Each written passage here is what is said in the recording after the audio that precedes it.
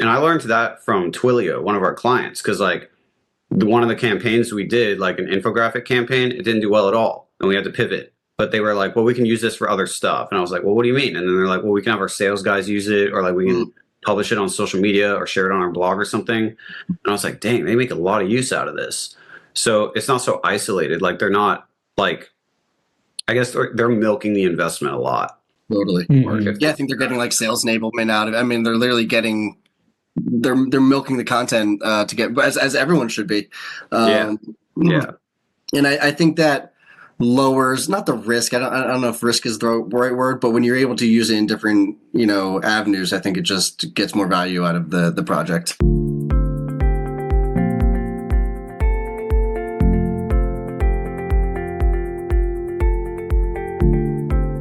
Hi, everyone. This is Joshua Hoffman and Alex Gerashenko, and welcome to another episode of the Masters in Marketing Agency podcast, where we deconstruct the why and how agency owners found their success and learn a little bit more about how they help their clients.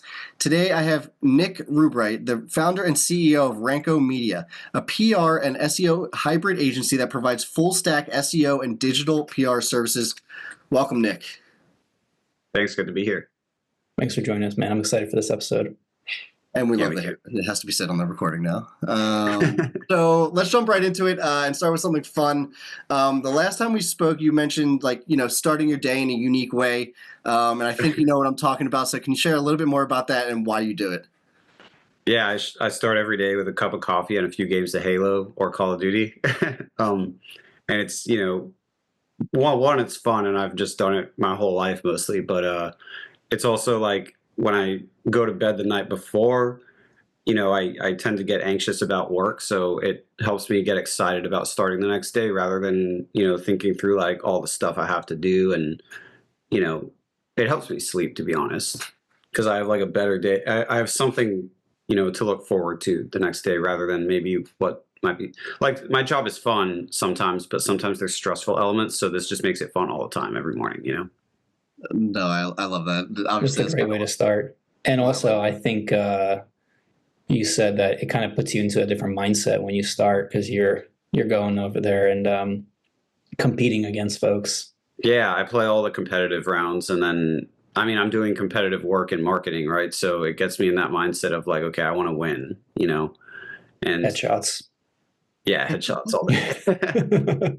Like I gotta win, and then I want to win for my clients, and unfortunately, the winning for clients is a longer game. A Halo round is like 20 minutes, but SEO could take a year, so it's a different. No, I kind of like that. I like starting like anytime I start my day with like even if it's by accident on Instagram with like some kind of motivational something like it impacts your day. So I like the competitive side of that. And I guess to start some of the business conversation, my understanding, you started a business in college that grew, I think, like fairly big in its first year. Can you tell us what that business was and really like what you learned from that business that you bring to the one now that we'll talk about in a second? Yeah, I built a music streaming app that was supposed to be kind of like like Spotify or Apple Music is today. And I tried to go after music licenses from the record companies and they wanted $1 million and I was like 20, so I didn't have $1 million. So I tried to figure out ways to get artists onto the platform, directly. So I would DM artists on Facebook or Instagram, and then I thought, that takes forever. I need a way to get them in kind of passively. So I built my blog to 35,000 visitors a month. And then eventually I shut down the streaming service after trying a few things with it. Like I tried to sell like playlists to restaurants and retail stores and things like that. But eventually I just closed all that down and then made it an affiliate site. And then I made $2,500 a month to myself through that affiliate money. And that was by ranking for things like best acoustic guitars and like different guitar pedal keywords and having lists. Because I was a guitar player, so I could speak to that with expertise. So I think because the content was high quality and, real, and I actually used all the equipment, that's why I ranked. And I ranked with no links a lot of the time. So that was fun. And I learned a lot. I learned a lot about Outbound, like in terms of like getting licensing deals with bands and small record companies. And then I learned about SEO as well and conversion rate optimization, because I was trying to sell stuff. Was that the beginning of Ranko Media? That was, well, I did that. And then I went to, after I graduated college, because I did graduate, like I didn't drop out. So I graduated and then I moved to Singapore for a year and worked for my uncle. And it was like an office job and I hated it. So I moved back to America and I started a metal band and drove for Uber for a few years. And then, because I didn't want to have an office job and I didn't really know what I wanted to do as far as like income. So I was like, I just need to make enough money to pay my rent right now and I want to play in this band. So then we needed more money because, music is expensive. So I started freelancing. I kind of went to my parents and I was like, do you guys think people would pay me to grow websites like I did mine? And they're like, yeah, that sounds like something that businesses might want. So then I started doing that as a freelancer. And then Writer and WebEx came to me asking me to work for them. And I said no at first because I was too busy. And I was like, I'm playing in a band and I'm working 20 hours a week, making 6 figures. I'm fine, But then they kind of like convinced me to hire people and start the agency. And that was the start of the agency, like during COVID. So they basically convinced me to start this agency that I now have. We used to ask this question, and I like that story of the first customer. And I mean, more times than not, like I don't know a percentage, but like high percentage start with some kind of like either networking. And it's interesting that you started a little bit differently. I guess the question I'm coming to is, how'd you get your second customer? Because the first customer is almost not like an accident, but the second customer is like when you're starting to make it a purpose and you're trying to go for that customer. So how did you get your second customer? Well, we did a lot of Upwork. We used Upwork for a lot of our agency work. And in the beginning, we just charged per hour, so it was like, okay, well, I'll bill an hour and then, someone will work an hour in my company on this project. And then that's how we do it. Right. But then, a consultant told me to get away from hourly and start selling by like deliverables. And that was tough to figure out for us because we were selling like PR kind of outreach where, we don't know exactly like what we're going to get from the outreach. It's around $1,000 per, like every $1,000 spent on outreach is like a hit for PR or links or whatever. But we don't know exactly. Sometimes it's way less and sometimes it's more. So I decided to charge for the pitching. So we started charging per pitch for outreach campaigns. And that included all the, email infrastructure stuff and copywriting and revisions and things like that. But it was just priced on the unit of a pitch. So we broke it down to a unit of like a thing that people feel like they're buying. And I'm still, it's still tough to sell because if they don't get hits from the campaign, they feel like they didn't get anything. Right. Mm-hmm. And that's why I think a lot of agencies sell per link or per hit. Mm-hmm. But I've never come across an agency that sells that way and is not paying for the placements. Mm-hmm. They're doing pay to play. And like, honestly, if you're doing pay to play, you could just like email 100 websites yourself and buy them and probably script, like you can build that yourself pretty easily. You don't need to outsource that. But I don't know, that goes into a whole other discussion of like, I had a client that left recently because one of our, like they hired 2 agencies and the other one was doing the pay to play link stuff. And they did get sales faster. So that's why the client left us and went with this other agency because they got to sales in 6 months. And it was a brand new website, right? We both had a brand new website. Unfortunately, theirs was in Canada, so that makes it easier for them. Ours was in the US, so it's a little bit harder. But we were trying to go the entire organic route, right? And it's a slower burn. Mm-hmm. But I think that when you when you do pay to play for links and SEO, it can work in like certain like less competitive industries. But I don't know that like it'll stick around long term, and we never know, like if you're spamming links like that, you never know which ones Google's picking up. And it makes like the client said to me, well, our domain authority is bigger on this other website because we have more links.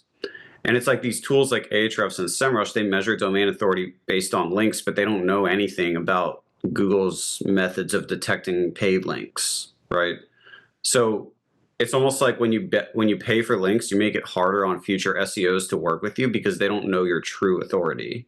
They know what the tools are saying it is, but it's like almost fake because you're spending money on and buying all these links and stuff. So that's why we try to take like a PR focused approach to any type of outreach we do, whether it's like getting people on podcasts or like doing, some digital PR with content, or guest blogging for links, like whatever it is, it's like we want to earn it, not pay for it. And that's why I started the agency, because like when I was trying to buy link building, I would buy this stuff, and I was in a pretty competitive space. Like music's competitive enough, you know, it's not like easy, but it's not like Bitcoin or whatever. But it's not easy either. And I noticed when I was like, for my own website, my first website, I was trying to buy link building services from freelancers and agencies, and not, like I'd get the links, but like I wouldn't get rankings that stuck, you know? And then I noticed when I did it myself, my rankings would stay, because I would get on these authoritative websites that took my content because it was good, or took my pitch because they liked it, you know? And I don't know the inner workings of Google, but I know that that method of acquiring links has been good for me and long-term for clients. You know, like I don't have a client that stayed a year and is unhappy, basically. Like that is non-existent for me. I guess thinking about it, as we've talked to a number of other owners of marketing agencies where this dilemma comes up. SEO doing it the organic way takes a lot of time. Yeah. Clients are usually looking for a quick win, but then they want it to be sustainable. Is there a balance that could be an approach for a client that's not willing to, let's say, all right, commit for a year because that's how much time we actually need to do this properly. For the ones that are looking for, let's trial it for a quarter or 2 quarters, can you do a combination of buying the links so that they can see that kind of stabilization, kind of like paying for ads, and then do the organic link building over time as well? So kind of like softens the initial burden of money out, but no results yet. Yeah, I mean, I think it depends on how much money they're going to spend. If it's $10,000 for 3 months, it's pretty reasonable to think we can probably get somewhere, you know, that is like a measurable outcome that they would be like, okay, I can take this back to management and say, let's keep going. It may not be revenue, but it'll be like, we can show improvements in ranking increases. I think that if they want short term, they just have to do advertising. You know, advertising is something where you start an ad campaign and 3 months in, you'll be somewhere where you're like, okay, every dollar I spend, I make this many more dollars, and you'll have a formula. But SEO doesn't have a formula like that. Like it just doesn't exist, because you can't like attribute all of your work to revenue. Like a lot of it's just kind of burn work, you know? I'd say like 80% of it is just burn work, where like 80% of our work does nothing, but 20% of the work makes up enough, you know, for the rest. We just don't know where it's going to hit. Yeah. And like if it's a smaller client, maybe like no link building and a content only strategy would work, where like we just find easier keywords for them to rank for and then build a bunch of pages on their website and diversify the landing pages. If it's like a, you know, software company, it's like, okay, let's build more landing pages and use what domain authority they may already have. I think if they have a brand new website though, there's no way, unless they're in an easy industry and have a lot of money to spend up front, like there's no way to get there in 3 months, maybe 6. But it depends on a lot of factors, like how hard is the industry, and not like clients think their industry is competitive because they have like big companies or something. Like a lawyer might say like, you know, being a lawyer is really competitive, but it's like, it may be the case that in your city, these lawyers suck at SEO. So the SEO world isn't competitive necessarily, right? Even though your market is like insurance or like gambling, right? The gambling niche is super competitive, but everyone's paying for links. So it's like, okay, just don't do that and you can win, you know? Like if you just do digital PR the right way and figure it out. And that's the thing, is like, once you figure it out, it's like, okay, now we can just like print links.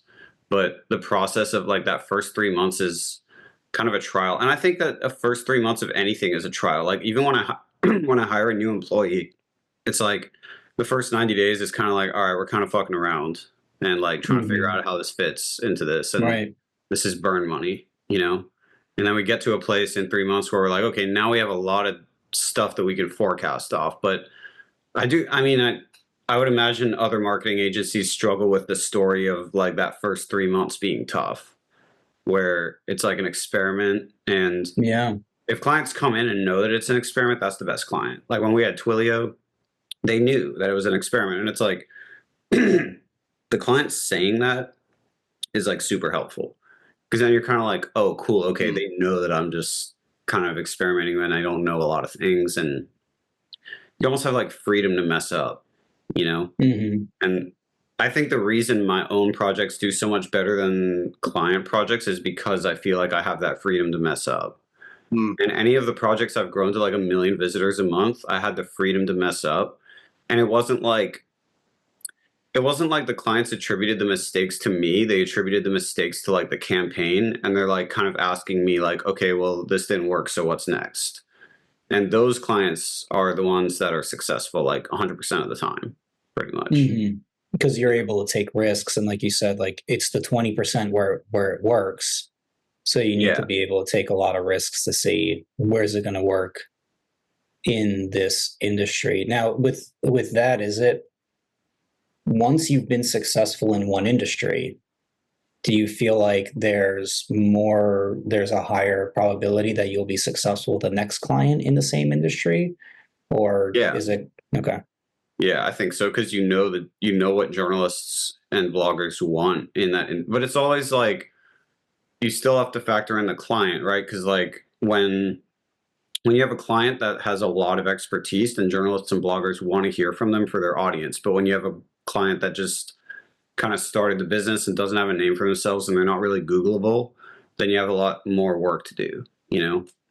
Like when you, and you know, it's like we know how to do the outreach for like guest blogging is a common approach for link building. You reach out to bloggers, you pitch ideas, and then you write it and get it published. But the outreach involves like, how do we make ourselves interesting to them and our ideas interesting to them? So like figuring out what do they want to talk about to their audience and why are we the right person to say that? And you don't always get that right the first time, you know, because like you can't just go and call the bloggers and be like, what do you want? You kind of have to send a bunch of emails and figure it out. And that's why that first 3 months, it's like you do like in any marketing project I've worked on, it's like the scientific process of like, let's throw a bunch of shit at the wall and see what sticks. Like for outreach, it's like, let's run a bunch of different outreach campaigns. And then when we finally get a win, we'll like go backwards off of that win and like improve our process. Like, why did we win this one? And that always works. I think there's also value to looking at the ones that didn't work. I think a lot of times I get almost more value when something doesn't work because I can kind of pinpoint a little bit better of why it didn't work, as opposed to, and this goes across anything in success and failure, that when you're successful, a lot of times you actually don't know the exact reason why you're successful and you almost take a guess. And if you get enough data points, then that guess turns into, you know, a trend, and then it can be reality. But a lot of times you learn a lot more through the failure of a project than you will success, again, mainly because you might get the wrong reason for success. I think when you keep testing that, when you have that guess of what made it successful, then you can test that and see if it's actually the reason or not. We found that in conversion rate optimization, when we're watching the videos from Microsoft Clarity or Hotjar, when we could see that someone went through a series of actions and didn't convert, they spent a lot of time on the site, we could see where they stopped, right? Like, or like they clicked the button and then they went back. Okay, so like they thought that button meant something else, or they had a different idea in mind or a goal in mind that they wanted to get to.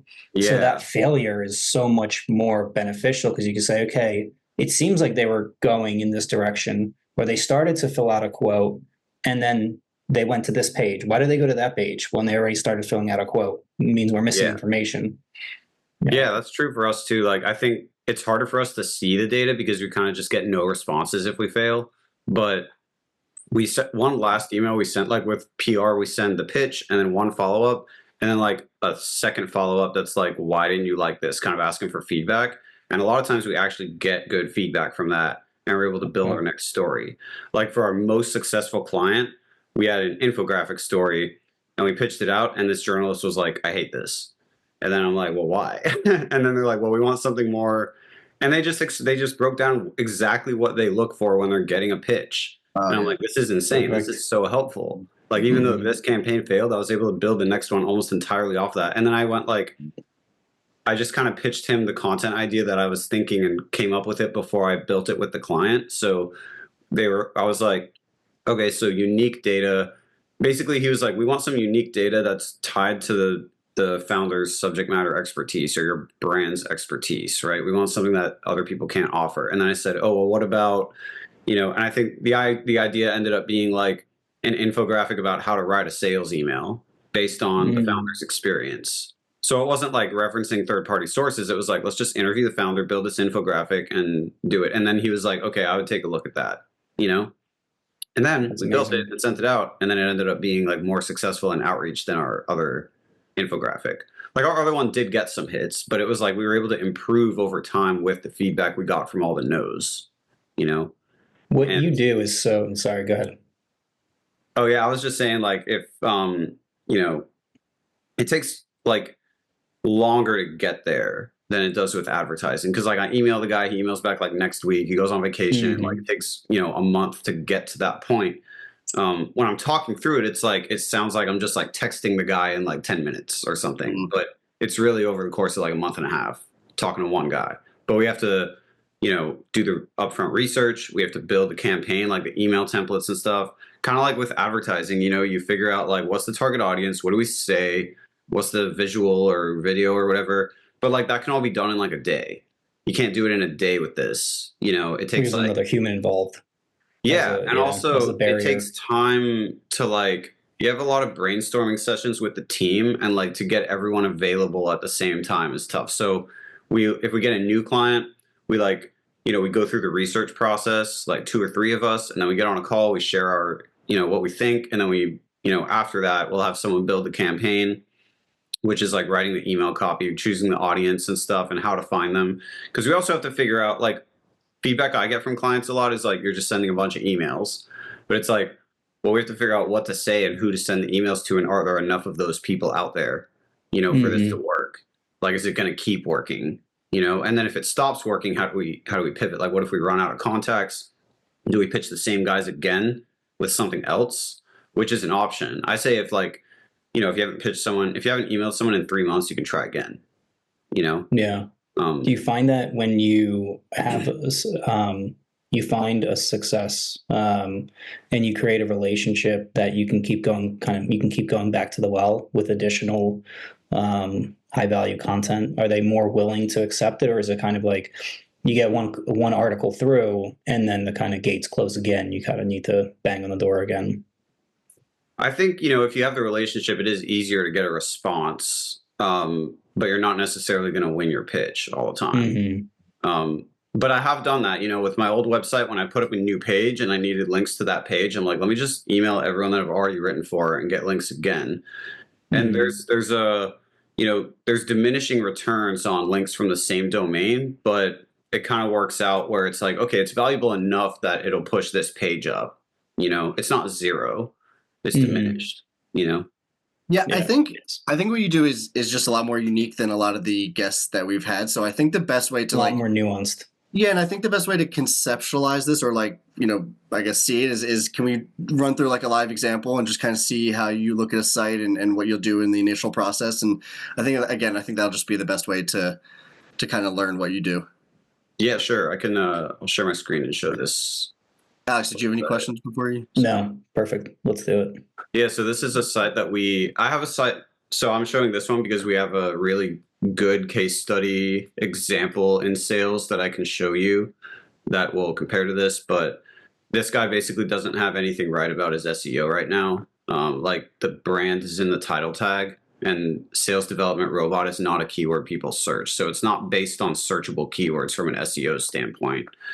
And when we're looking at the blog content, there's a lot of like these are competing with each other. The buyer intent. There's a buyer intent one, and then there's like intent data providers. Like there's all different, very similar things that like this one doesn't really target a keyword either, So it's like when we're publishing blog content, we want to figure out like, why are we even putting something on the website? Like any page, like why are we putting this landing page or blog post on there? It should either generate links or sales. I think a big part of SEO for us is obviously the links. So for this client, our first step, the biggest success stories most successful campaigns are the ones that have content. So you build a piece of content and then you pitch it out to bloggers and journalists that you want to get links from. So like an infographic or a trend report or like something like that, right? Where it's like something they can republish on their site, like with visuals or something, or a PR story. So when we're looking at a website like this, we want to figure out like, well, what are the targets that we would want to get links from? So that's the first step, is like, who are the biggest like sales blogs, right? So we would just go biggest sales blogs. And then we kind of have like a lot of these blogs that, salespeople or, sales, like our customers would read. Basically, we want to find the websites our customers read, right? And not competing brands, right? So HubSpot's not really a competing brands, but they have a blog. So they'd be a good one to research. Close, right? I've written for Close before, and this has an audience of salespeople. Like, you basically want to think like referral traffic, like if I get on this website, are people going to click through? Like, is it a clickable link? Because that's how Google's kind of looking at it, as a vote. So you want to get votes from these like authoritative sources, and you can't pay for these because these guys care about their website, and the guy running the website works for a company that, they don't sell links. That's not their thing. And they'll, probably get in trouble for doing that. Like, they can get fired. So it's not something. I just want to interject real quick. It makes so much sense. When we talk to our clients, we look at like buckets where their leads come from in terms of their partners. Like, for example, they may have partners in other industries like attorneys or real estate agents or whatever it is, and they send traffic their way because in what they do in their business, they say, okay, you may need this service, go over here. And this is exactly the same thing that's happening here. Someone's reading content here, and as part of it, if they're referencing your data, they care about that recommendation. They're essentially referring your business. Yeah, or even just like referencing the data. Because like the way this works on a high level is a little different, where it's like, we're trying to get links to this page that we then pass authority. So I'm just going to show this graphic real quick. The whole strategy is based on like, getting like we build a piece of content on the website, right? And then we do outreach to pitch it to get initial links, but then it ranks for like a keyword that journalists and bloggers use to go find it later. So then we get a bunch of free links from passive promotion. Like, they find the content themselves and link to it. So they'll Google like, sales statistics, find our roundup of sales stats, and then reference something on there, and we get a bunch of free links. And then from this page, we link to these other pages, right?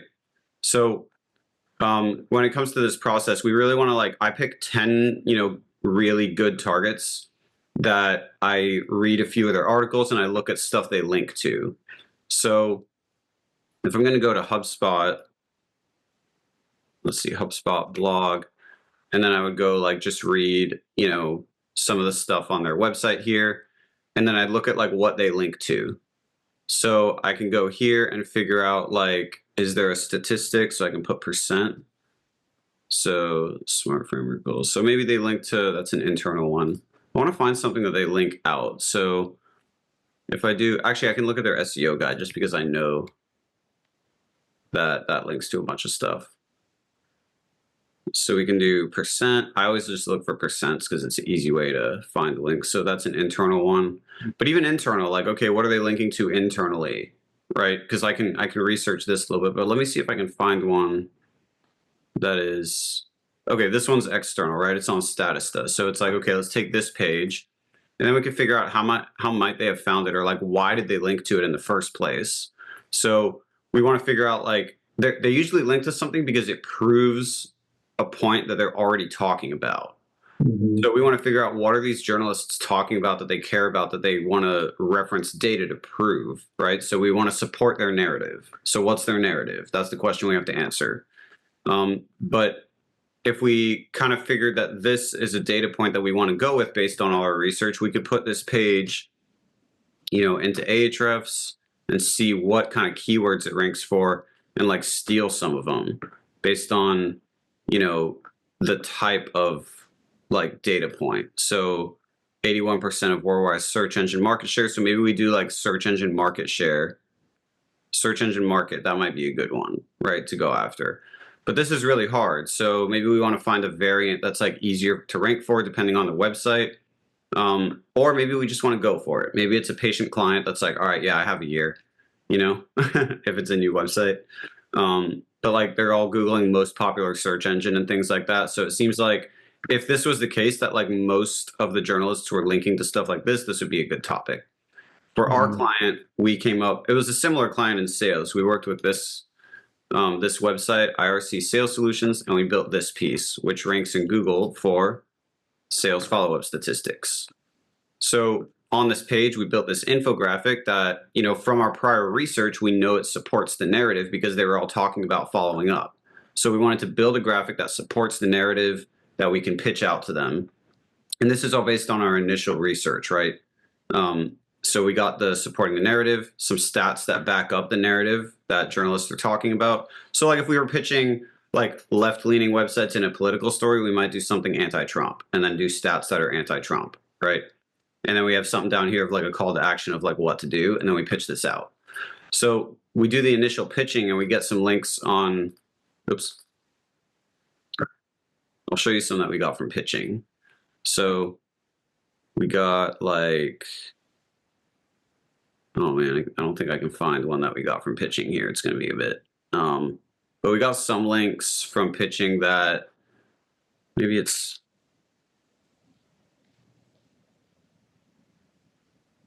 maybe I have to just find it here. I think we did like IRC. Oh yeah, here we go.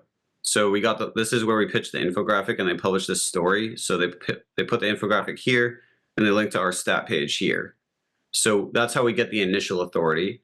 And then we rank for this keyword, and then we pull in all these other links where people are just referencing the stats, right? Like HubSpot referenced our 2% of sales statistic. So we researched, HubSpot was one of the research targets, by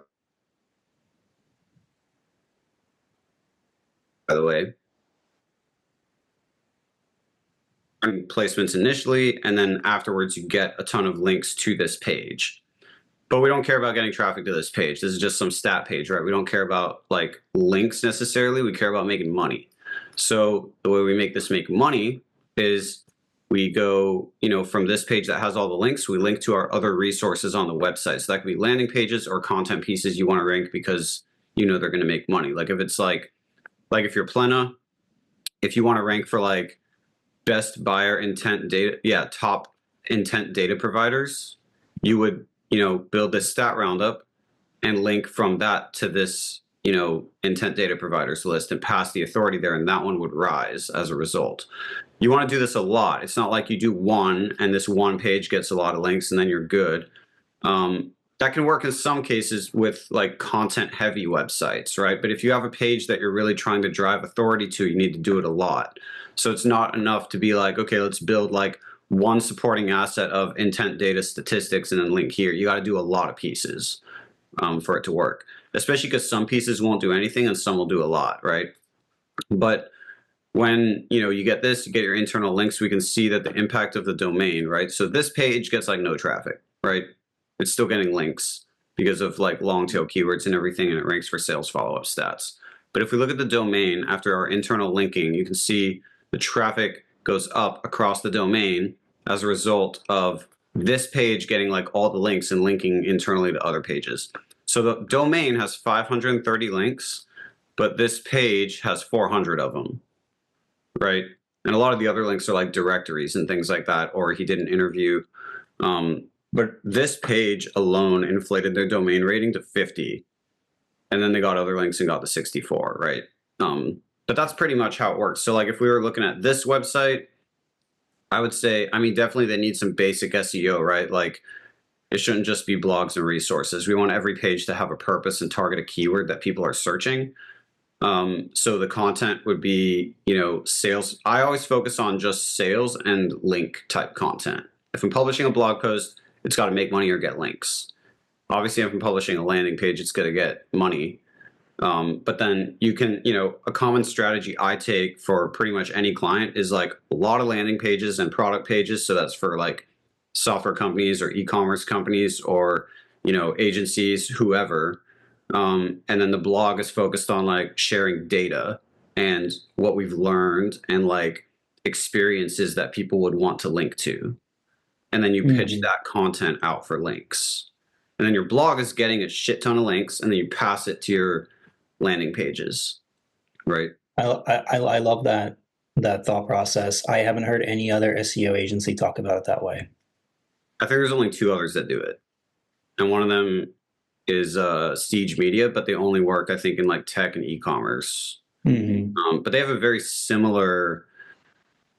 I mean, I haven't worked with them directly, but like I learned a lot from the founder. Like I took his course and everything, and they have a similar. It's very similar to us. We're just industry agnostic. But yeah, it's about building content that can get links through active outreach and passive promotion, and it's really just content marketing, but for SEO, basically. Like, I think like anything with pitching is the same, whether you think of it like sales or like PR or content marketing or influencer marketing or whatever, it's all the same thing. It's like we build content that they like. If I'm thinking about my band, I make a song and I pitch it to playlist editors and they put it in their playlist because it's a fit for the playlist. It's the same thing, but just the little pieces are different, and we got to figure out the little pieces, you know, and like put it all together and like make it work. And if I mean, this can work for like social media can be good too. If you have a good social media following and like journalists and bloggers are following your social media, then like you can use your social media following to promote the content as well. Like it doesn't have to be so isolated and like just an SEO focus. Like it can do other things. And if you have data-driven content, you can use that to sell, like as a sales enablement tool. Like your sales team can be like, hey, check out this survey we ran about, you know, whatever subject matter is related to your customers. Like you can find a way to relate it to what your customer is doing. And I learned that from Twilio, one of our clients, because like one of the campaigns we did, like an infographic campaign, it didn't do well at all. And we had to pivot. But they were like, well, we can use this for other stuff. And I was like, well, what do you mean? And then they're like, well, we can have our sales guys use it, or like we can publish it on social media or share it on our blog or something. And I was like, dang, they make a lot of use out of this. So it's not so isolated. Like they're not like, I guess they're milking the investment a lot. Totally. Yeah, I think they're getting like sales enablement out of it. I mean, they're literally getting, they're milking the content to get, as everyone should be. Yeah. And I think that lowers not the risk. I don't know if risk is the right word, but when you're able to use it in different, you know, avenues, I think it just gets more value out of the project. Well, yeah, I mean, you're trying to hit a home run with it being accepted and being used as a link for that initial one. But if there's other purposes for it as well, it softens the blow in case there's a miss.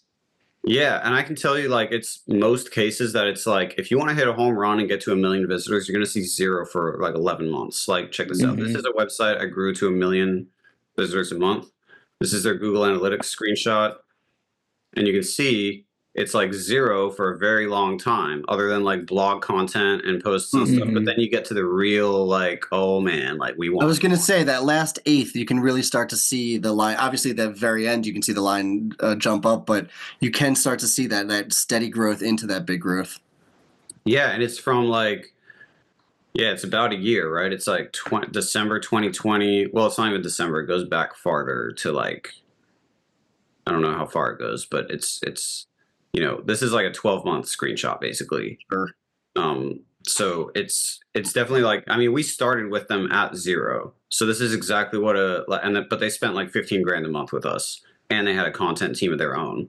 So like they were doing a shit ton of work, but you can still see with that level of investment, it's still 0 for a long time, and then it pops. But that's because here we're fucking up a lot, you know? We're like, oh man, we don't know like if this is going to work, or like this kind of worked. And, you know, we're always on a call with the CEO. The CEO was awesome of this company. Like she was so good. And she gave us like a lot of freedom of like creative ideas. And she was really willing to lose money on that experimental stage to get to a point where it's like, now we have something we know is going to work. And then when we get here, we're like, okay, we're not really seeing so much traffic, but like rankings are going up and we're getting some, you know, some clicks from like longer tail searches, not our head keywords.